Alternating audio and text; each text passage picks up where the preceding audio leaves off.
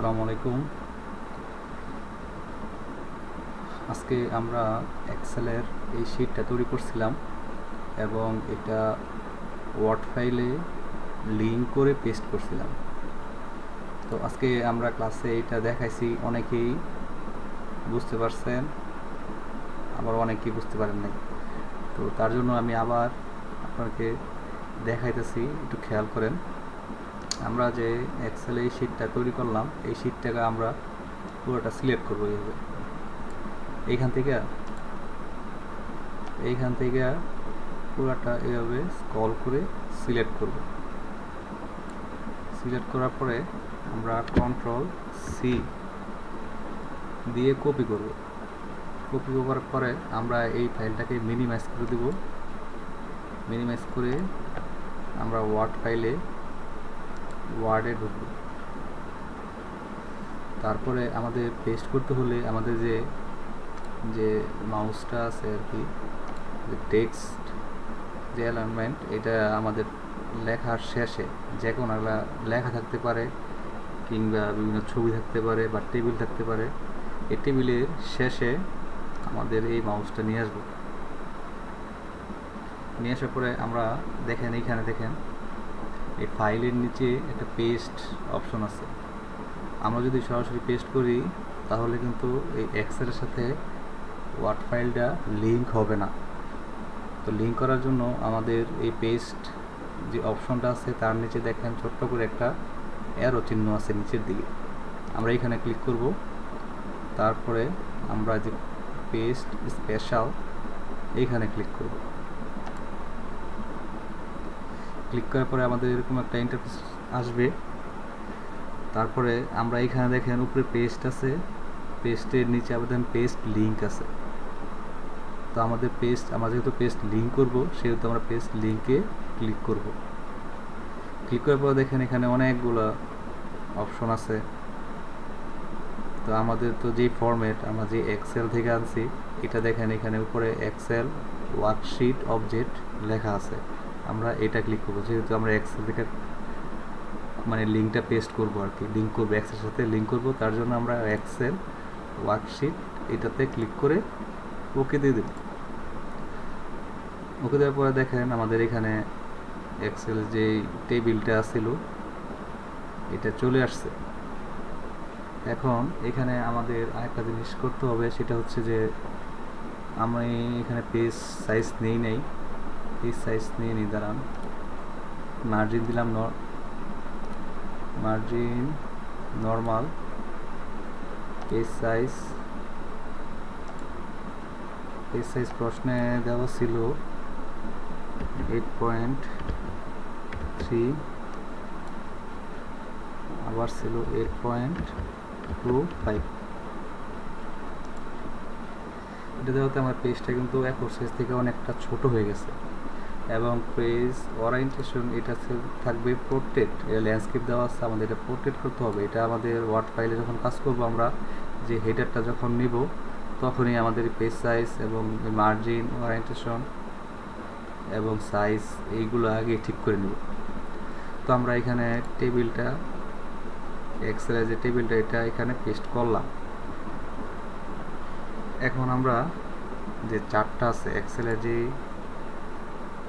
চার্টটা আছে, এই চার্টটা আমরা পেস্ট করব। তো সেই ক্ষেত্রে আমাদের সেম এখানে আমরা কন্ট্রোল সি দিয়ে এই চার্টটা কপি করব, চার্টটা এভাবে সিলেক্ট করে। তারপর আবার এখান থেকে মিনিমাইজ করব। মিনিমাইজ করার পরে আমাদের এই চার্টটা যদি আমি পেস্ট করতে যাই, আমাদের অবশ্যই এই টেবিলের শেষে আমাদের এই মাউসটা নিয়ে আসতে হবে। আর না হলে আপনি যদি উপরে রাখেন বা এই পাশে রাখেন, তাহলে কিন্তু যদি পেস্ট করেন দেখেন কি হয়, সব উল্টা হয়ে যাবে। দেখছেন এটা উপরে চলে আসছে।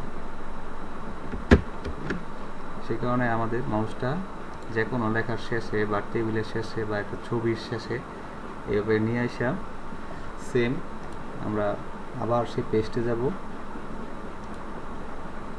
পেস্ট স্পেশাল, পেস্ট লিঙ্ক এবং এক্সেল। এখানে দেখেন আগে ছিল এক্সেল ওয়ার্কশিট, আর এখানে আসছে Excel chart object, Microsoft Excel chart object. তো আমরা অবজেক্টে ক্লিক করব, দেখেন এখানে এটা পেস্ট হয়ে গেছে। তারপরে এখানে আপনাদের একটা সমস্যা হতে পারে যে সেই চার্টটা আপনাদের পেজে অনেক বড় করে আসতে পারে, হ্যাঁ, যে কারণে চার্টের নিচে কিন্তু আমাদের অল্প কিছু লেখা থাকবে। এই লেখাটা আমি দেখাই।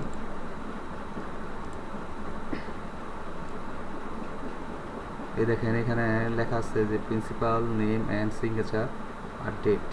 তো এই লেখাটা আমাদের এই চার্টের শেষে লিখতে হবে। আমরা এই দেখেন এখানে এসে এন্টার দিলাম, এন্টার দিলে নিচে চলে আসবে।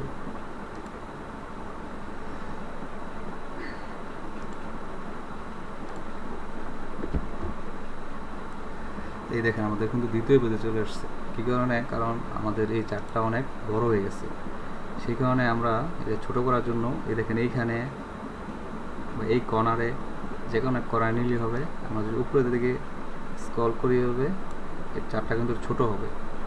সেম এই টেবিলটাও আমরা এইভাবে স্ক্রল করে হালকা একটু ছোটো করে তারপর নিচে স্পেস তৈরি করবো আর কি। এটার সমস্যা নাই, এটা আপনাদের যেহেতু একটু দেখতে সুন্দর হয় আর কি, ততটুকু ছোটো করবেন, বেশি ছোটও করবেন না, আবার বেশি বড় করলে তো হবেই না। পেজ অনুযায়ী যেটুক দেখতে সুন্দর লাগে সেইটুক করবেন। তো নিচে আমরা লিখে দেব principal signature, principal name and signature মানে দেওয়া ছিল।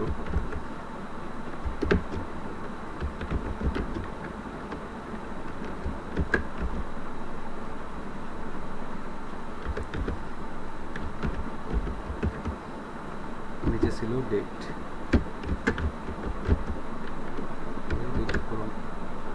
এখানেও আমাদের লেখাটা মাঝখানে আছে, এটাকে আমরা সাইডে নিয়ে আসবো। এখানে যে অ্যালাইনমেন্টকে প্যারাগ্রাফ আছে, এখানে অ্যালাইনমেন্টকে প্যারাগ্রাফকে সাইডে যাব এবং এটার এই লেখার সাইজ প্রশ্নে দেখেন বলা আছে এই প্রিন্সিপাল লেখার সাইজটা কত হবে।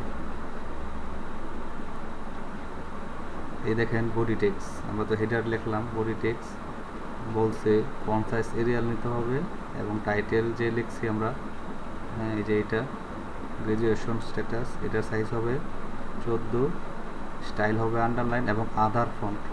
আদার ফন্ট বলতে আমাদের নিচের এই লেখাটি আছে আদার ফন্ট, এটার সাইজ হবে 11 PT। তো আমরা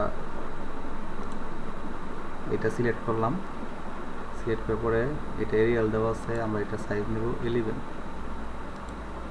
শেষ আমাদের এক্সেলের আর ওয়ার্ডের কাজ এখানেই শেষ। একটু মনে হয় না বুঝতে খুব কঠিন হবে, জাস্ট কপি পেস্ট। আমরা নেক্সট ক্লাসে পাওয়ার পয়েন্ট দেখাবো। সেম এভাবেই আমাদের এইভাবেই পেস্টে যাব, পেস্ট অপশন থাকবে, সেম এভাবে পেস্ট স্পেশাল, তারপরে লিঙ্ক, পেস্ট লিঙ্ক, এভাবেই আমরা পাওয়ার পয়েন্টে কপি করব। আর পাওয়ার পয়েন্টে কিছু কাজ আছে, খুব বেশি কঠিন না। এটা হবে টাইটেল নিতে হবে এবং পেজ সাইজ নিতে হবে, এইগুলি একদম সিম্পল, আপনারা পারবেন। ঠিক আছে, সবাইকে ধন্যবাদ। সবাই চেষ্টা করুন বাসায় মনোযোগ দিয়ে দেখার জন্য। আসসালামু আলাইকুম।